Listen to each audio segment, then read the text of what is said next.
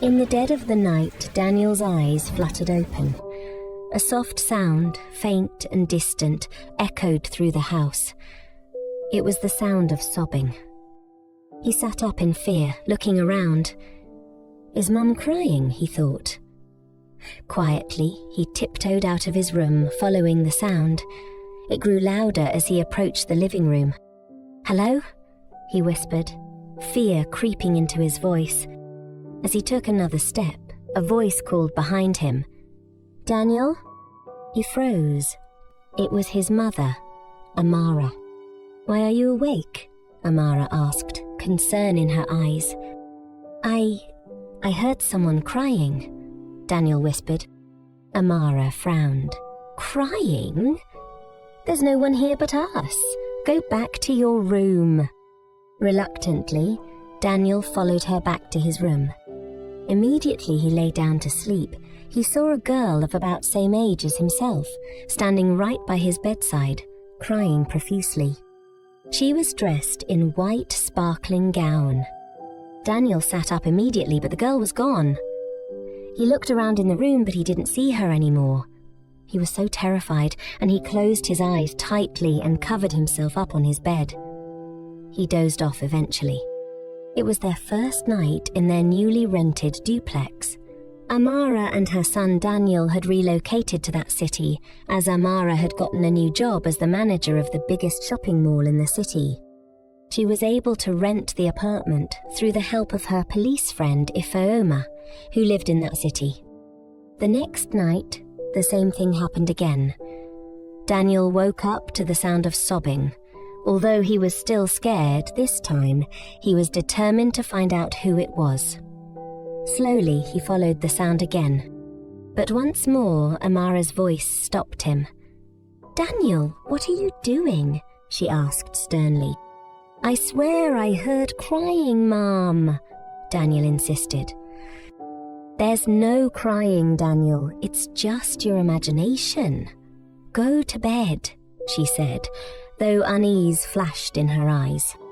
For days, the sobbing continued, each night louder and clearer. Daniel grew restless. Finally, one night, he decided to confront the sound no matter what. He stepped out of his room, heart racing. He prayed silently that his mother shouldn't come out and send him back as usual. The sobbing was clearer as he tiptoed down the hallway with his hands trembling. The sound led him to the staircase. "Who's there?" he whispered. The sobbing paused for a moment, then resumed. It was coming from behind the staircase. Daniel's eyes widened. Slowly, he crouched down, peeking behind the staircase. What he saw made him gasp. The same girl he had seen in his room some nights back sat curled up, her face buried in her knees. Her white dress was stained this time around, and her tears were endless. Who are you?" Daniel whispered, too afraid to move. The girl looked up, her eyes filled with sadness. "Please, help me," she whispered. Daniel felt his heart ache. He wanted to run, but something about the girl's pain held him there. "Help you? How?" he asked softly. "My mother will be here any moment, and she won't let me talk to you. Why not come to my room like you did the last time?" "Truly?" Before she could answer, Daniel heard his mother's footsteps. "Daniel, where are you?" Amara called. The girl vanished immediately. "Here, Mum," Daniel replied, stepping away from the staircase, his mind racing. "I saw her again. I saw the crying girl," he said softly.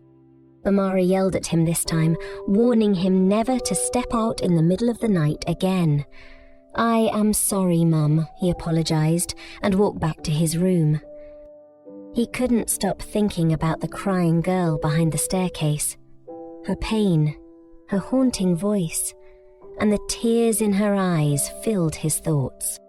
That night, as the moon cast a pale glow over the room, Daniel lay in bed, hoping to see her again. A soft whisper broke through the silence. "Daniel!" His eyes snapped open. There it was again, the faint sound of sobbing, but this time it was right in his room. He sat up and the girl was standing by the door, crying. "Who are you and what do you want with me?" Daniel asked. She stopped crying and told him that she needed his help. "What's your name?" Daniel asked gently. "Brenda," she whispered. "Please, tell me what happened," Daniel urged, feeling an overwhelming sadness. "I am so sorry to disturb you, but you are the only one that can help me. My story is a bit lengthy. Please, bear with me. My mother is Juliet, the owner of this building you live in. About 2 years ago, she remarried. After the demise of my father," Brenda began slowly, tears streaming down her face. "My mother was overwhelmed with excitement that she was getting married after 7 long years of loneliness. My father died when I was only 5. He was involved in a motor accident on his way to Abuja for a business meeting. The pain of losing my father, Draw Isaac, was unbearable for my mother. So, as I watched her dance with Mr. Henry at their wedding reception, I was happy to see her smile that way. She beamed with so much joy on her wedding day as she twirled in her elegant white gown, her eyes glistening with tears of happiness. My mother's new husband, Mr. Henry, was the embodiment of every woman's dream. Tall, dark, and handsome. My mother was so convinced that she had made the right choice. Just before their wedding, she pleaded with him to move into our house. This same house. Her reason was that it was closer to the hospital where she worked, and also she was building her own new hospital close by. Mr. Henry, an entrepreneur, was a web and graphics designer and could work from home. He didn't like the idea of moving in with us, though, but he agreed. My mother believed she was marrying a man who would bring happiness into her life, but what she didn't know was that Henry was far from the kind-hearted man he pretended to be. He was a wolf in sheep's clothing, a man with dark secrets buried beneath his charming facade, and worse, he had a plan. One that would shatter my mother's world once more. I had a bad feeling about him the day my mother introduced him to me. I told her I didn't like him, but she shoved it off, saying I would get used to him with time. Everything seemed normal at first after their wedding. Mr. Henry was loving, considerate, and played the role of a devoted husband well. He helped me with my school assignment, and whenever he worked from home, he made sure dinner was ready before my mother returned. He prepared the meals himself, even though we had a maid. He took good care of both me and my mother, making sure we lacked nothing. He gave Mum more money than she needed, and though she was also wealthy, she didn't need to touch her money. Life was good and everything was going on smoothly. But slowly, things began to change. My stepfather had a way of looking at me that made my skin crawl. I was just 12. Although I never really liked my stepfather, I didn't read any meaning to it. Sometimes he would ask me to sit on his laps and see a movie with him. This and many other strange occurrences, small, unsettling things, made me uneasy. One evening, my mother was called into the hospital for an emergency, leaving me alone with my stepfather. Our maid, Bola, had travelled to visit her sick mother in the village. He was in the study, tidying up some jobs on his laptop, when he called out to me, "Come here, my dear. Come and sit beside me." I walked in and innocently sat beside him. He smiled at me and started telling me stories about when he was a young boy. His voice was soft, almost too soft, and I shifted uncomfortably in my seat. Then he placed his hand round my shoulder. "You're such a beautiful girl," he said to me, moving even closer. Unsure of how to respond, I simply nodded my head in agreement. I suddenly felt uncomfortable. I got up and told him I needed to go to bed. His smile faded immediately. "I was only trying to talk to you, Brenda. Don't be ungrateful." I've done so much for you and your mother, he said to me. His words felt like a threat, and I hurriedly walked out of the room and went straight to bed. That night, I laid awake, staring at the ceiling, trying to make sense of what had just happened. I had never liked my stepfather, and that incident further fueled my hatred for him. Later that night, when I was fast asleep, I was woken by the creak of my bedroom door. I froze with fear as I saw my stepfather standing in the doorway. Without a word, he stepped inside and closed the door behind him. The darkness of the room swallowed my scream, and my world was forever changed. Mr. Henry had his way with me. When he was done, he warned me not to tell my mother about what had happened. "I will take your life if you try anything stupid," he warned, before he walked out of my room. I was really scared. I had never seen him look so wicked and dangerous.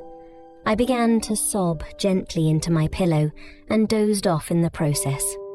I woke up the next morning with my body aching and a strange numbness in my chest. I could barely process what had happened. It felt like a bad dream. I tried to get up moments later, but I couldn't. I sank back in bed and burst into tears. I was still crying when he entered my room and asked me to get out of bed and freshen up. I quietly obeyed. I finished having my bath and got dressed for school. He invited me out for breakfast, which he had prepared. We were still eating when my mother returned from work. Seeing both of us eating made her happy, and once again she felt very lucky to have Mr. Henry as her husband. She asked him to help drop me in school because she received a message that the school bus broke down that morning. He gladly agreed to drop me off. On our way to school, he reminded me of the need to seal up my mouth or risk his wrath. This further scared me, and I withdrew further to myself. My stepfather continued to have his way with me whenever the opportunity presented itself, and each time he left me with a threat. He started doing it even when the maid was around, and despite all my cries, she or the gateman strangely never heard me. My mother noticed how withdrawn I had become, but she shook it off, thinking I was just trying to adjust to the change. I wanted to tell her about what my stepfather was doing to me, but I was too afraid. Then something tragic happened. My stepfather had gone on a business trip for 1 week. That was what he told my mum. He returned a night earlier than he said he was going to return. That particular night, my mother was at the hospital, working. I don't know what he had in mind, but he parked his car at the back and entered the compound through the small back gate, using the spare key he had. He didn't use the main gate, so Ordu, the gateman, didn't know that he came home. He came to my room and woke me up. He wanted to do it with me again. I was so scared. I jumped out of bed and ran out of the room, screaming.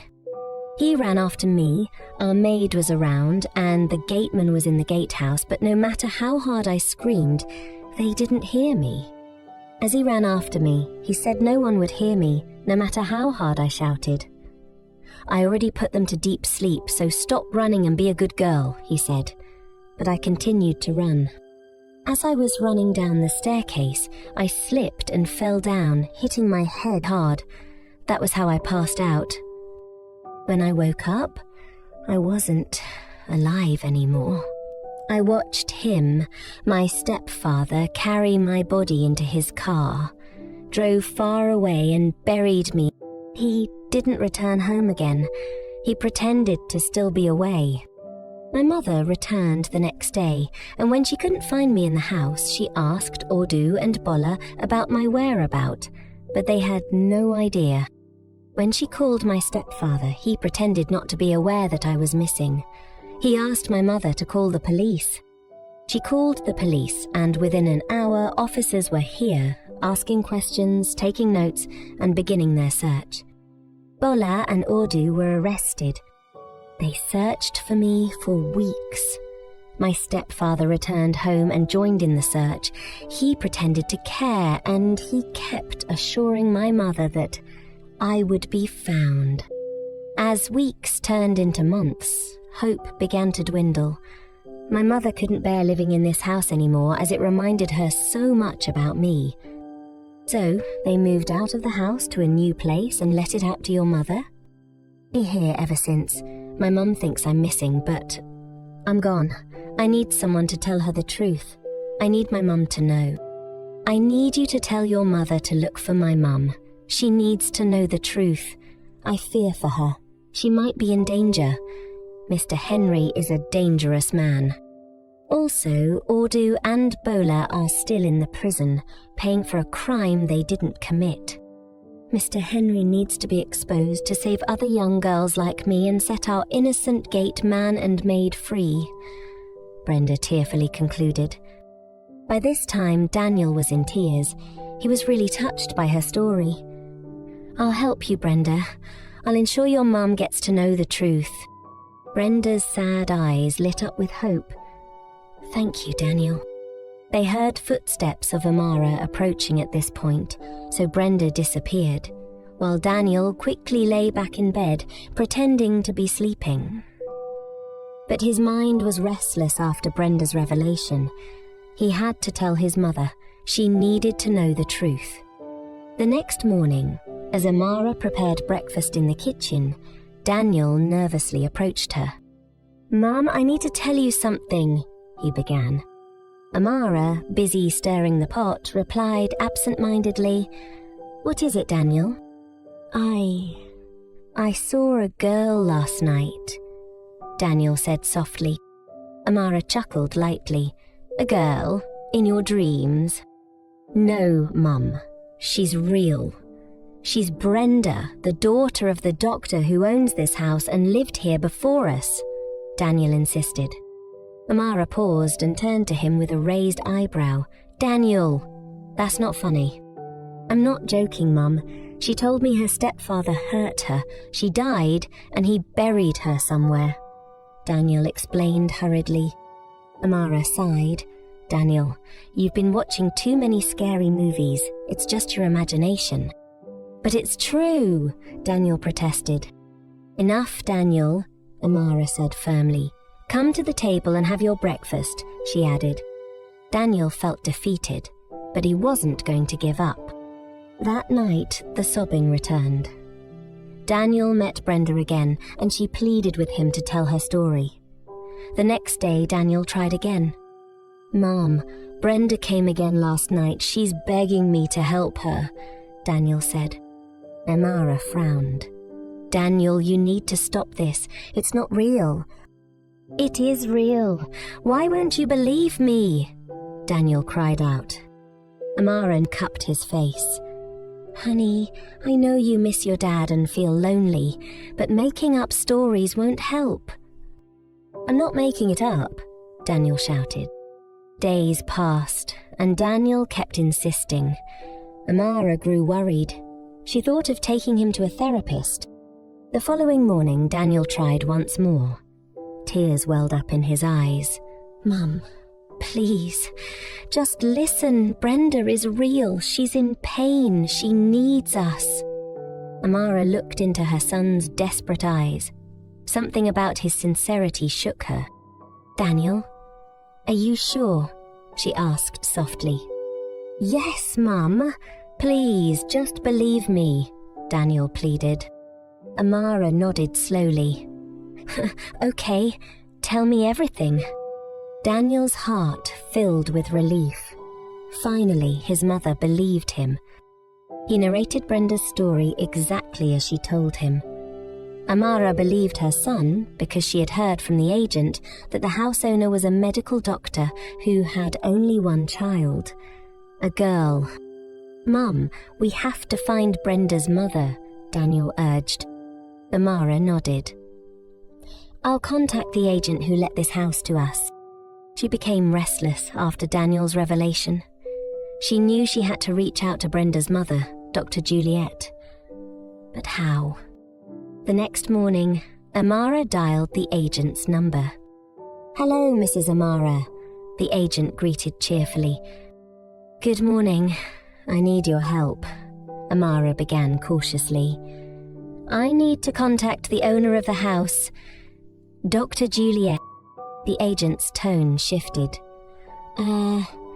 Why do you need to contact her?" "It's important," Amara insisted. "Please, it's about her daughter."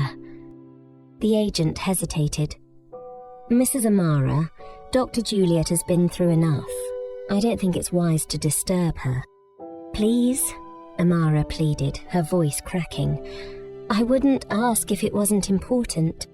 After a long pause, the agent sighed. "Okay, I'll send you her new address and the hospital where she works." "Thank you," Amara whispered, relief washing over her.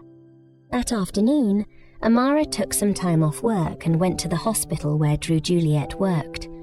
She stood outside the hospital, nervous. Daniel had begged that she took him along, but she thought it best to go alone.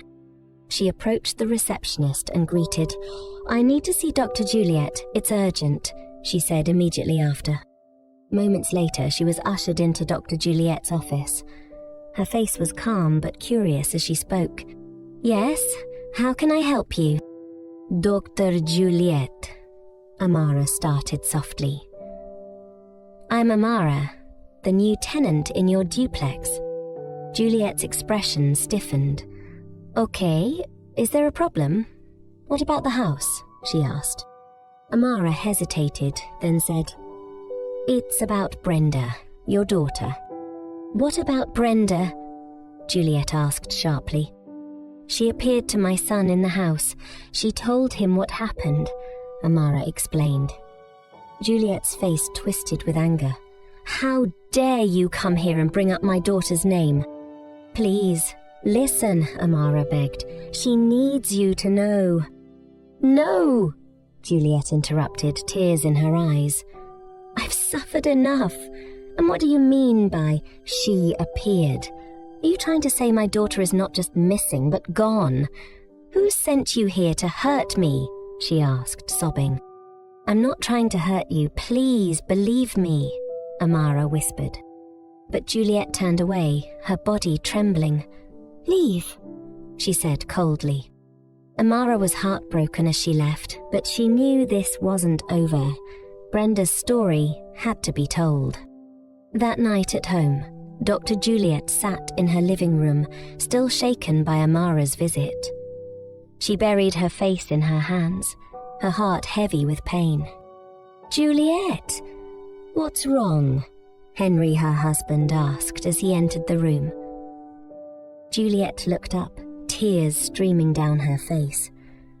"A woman, the new tenant in our old house. She came to see me." Henry's body stiffened.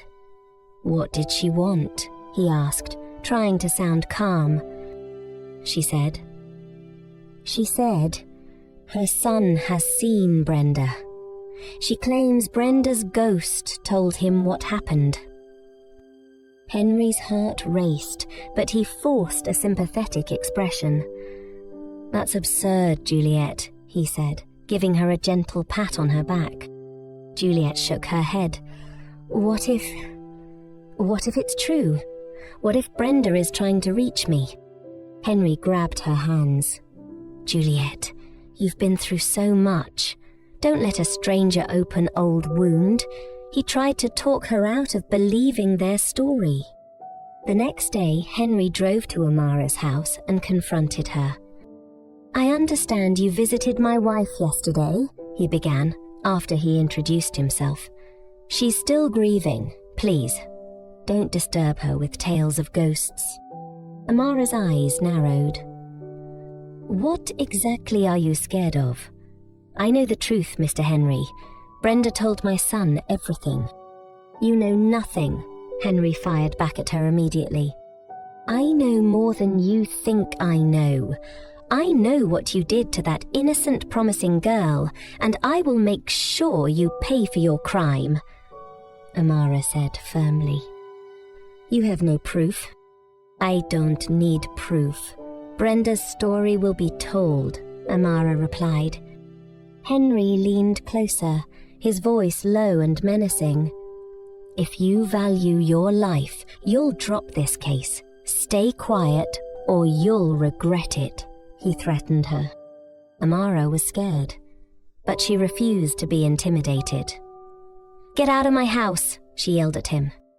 Henry glared at her before leaving.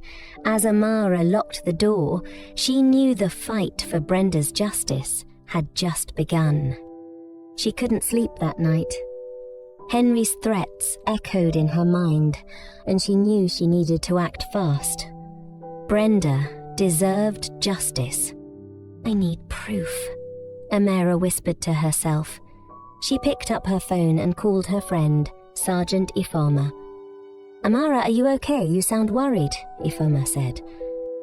Ifoma, I need your help. It's about a mother, Amara replied, her voice trembling. Whose mother? Ifoma asked, now fully alert. Amara took a deep breath and told her everything about Brenda, Daniel's visions, and Henry's threats. There was silence on the line before Ifoma softly said, That poor girl. Amara, we need to do something. Please, Ifoma, help me reach Dr. Juliet. She needs to believe me, Amara pleaded. Ifoma nodded. I'll bring her to the station. But Amara, this won't be easy. The next day, Amara packed a few clothes for herself and Daniel and left the house. She took Daniel to her mother's house in the neighbouring state, as school was on break. She then returned to the city and lodged in a hotel. She needed to stay safe in order to face Henry. Dr. Juliet received a call from the police asking her to come in. She hesitated but agreed. At the station, Juliet's eyes were cold when she saw Amara. Why am I here? She asked harshly. Ifoma stepped in. Dr. Juliet, please sit. We need to talk about Brenda. Tears welled up in Juliet's eyes at her daughter's name. Haven't I suffered enough? Ifoma's voice softened. I know your pain, but please listen. Brenda's spirit is not at rest. She reached out to Amara's son. She needs you. Juliet broke down, sobbing uncontrollably. My Brenda, my baby. Amara held her hand. Dr. Juliet, I know it's hard, but your husband... He's not who you think he is. He has a hand in your daughter's disappearance. Juliet looked up, confused. But he was away on a business trip, she tried to argue with them. Ifoma gently said, We will find out, if only you are ready to cooperate with us. With tears streaming down her face, Juliet nodded. Yes, I am ready. Ifoma explained the plan. You'll confront Henry wearing a hidden recorder. If he confesses, we'll have proof. Juliet's voice shook. I'll do it. For Brenda. The women embraced, bound by pain and hope, ready to face the dangerous truth ahead. That night, Juliet waited in the living room for Henry to return from his late business meetings. The front door creaked open and Henry stepped in, surprised to see Juliet still awake. Juliet? Why are you up so late? He asked casually. We need to talk, Juliet said firmly, trying to hide her fear. About Brenda, Juliet whispered, tears forming in her eyes. Henry's face hardened. Juliet, please, not this again. Juliet's voice shook, but she pressed on. How could you, Henry? All I ever did was love you, so I wasn't enough for you and you had to go for my little daughter. My angel. You made me believe you were away on a business trip, only for you to sneak back home and send Brenda to the great beyond. Henry froze, his face a mask of false confusion. What are you talking about? He asked. I know, Henry, I know everything, Juliet said, her voice growing louder. Brenda told me. She told me how you chased her, how she slipped and fell at the staircase. Henry's eyes turned cold. You're imagining things, Juliet. Stop lying, Juliet shouted. You took my daughter's life. Henry's mask slipped. His lips curled into a sinister smirk. Fine. You want the truth? Yes, I did it. But I didn't chase her. She ran and slipped along the stairs. It wasn't my fault. Juliet's breath caught in her throat. You were just a means to an end, Henry continued cruelly. I married you because of Brenda. I enjoyed doing it only with children.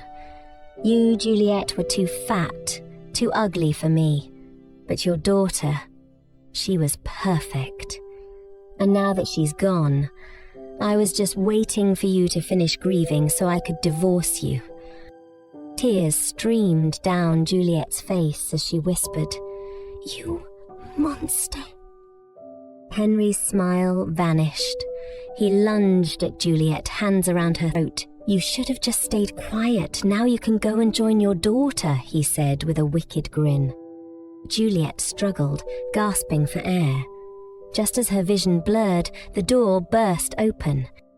Police, freeze! Ifoma's voice rang out. 2 officers grabbed Henry, pulling him off Juliet. Henry thrashed violently but was subdued. Let me go! She deserved it! Henry screamed. Juliet collapsed, sobbing uncontrollably. Ifoma rushed to her side. We've got him, Ifoma whispered. His game is up. Unknown to them, the game had only just begun. A lot more revelations were on the way. The story ends here for now. As a parent, your intuition is a powerful tool. Stay vigilant and attuned to your child's emotions and behaviors. Even the slightest change in mood or demeanor can be a sign of something more. Your attention and awareness can help prevent small issues from escalating into bigger problems. Trust your instincts and prioritize your child's emotional well-being. Thank you so much for watching. Please kindly subscribe to my channel and enjoy non-stop life-teaching stories. Part 2 is coming soon. Bye for now. 小高，给里面来吃好不好？